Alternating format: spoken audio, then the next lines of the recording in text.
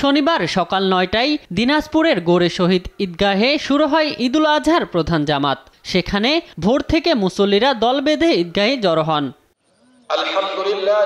কিশোরগঞ্জের শোলাকিয়া ঈদগাহে উপমহাদেশের বৃহত্তম ঈদ জামাত অনুষ্ঠিত হয়। জামাতে বিপুল সংখ্যক মানুষ অংশ নেয়। নামাজ শেষে মুসল্লিরা দেশ ও জাতির সমৃদ্ধি কামনায় মোনাজাত করেন।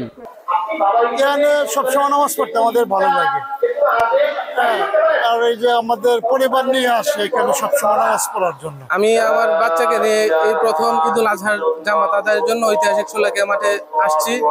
প্রতিবারই ঈদুল ফিতরের নামাজ এখানে আদায় করি। ঈদুল আজহার জামাতে মানুষ কম হয়, তো সেই তুলনায় বৃষ্টির সিজনে এই সময়টাতে শোলাকিয়া মাঠ কমিটির যারা আছে তারা যদি উপরে পর্দা অথবা তিরপলের ব্যবস্থা হতো সেটা আমাদের জন্য ভালো। রাজশাহীর হযরত শাহ মখদুম রহমতুল্লাহ আলাইহি কেন্দ্রীয় ঈদগাহে প্রধান জামাতে অংশ নেন প্রশাসনের ঊর্ধ্বতন কর্মকর্তা ও বিভিন্ন রাজনৈতিক দলের নেতারা। পরে একে অপরের সঙ্গে কোলাকুলি করে ঈদ আনন্দ উপভোগ করেন। বাগেরহাট ও কুমিল্লায় ঈদের প্রধান জামাতে বিপুল সংখ্যক মুসল্লি অংশ নেন। এছাড়া সকাল 7:30টায় পটুয়াখালী, গাজীপুরে ও বাগেরহাটে ঈদের জামাত অনুষ্ঠিত হয়। স্থানীয় মসজিদ ও ঈদগাহে মুসল্লিদের উপস্থিতি ছিল চোখে পড়ার মতো।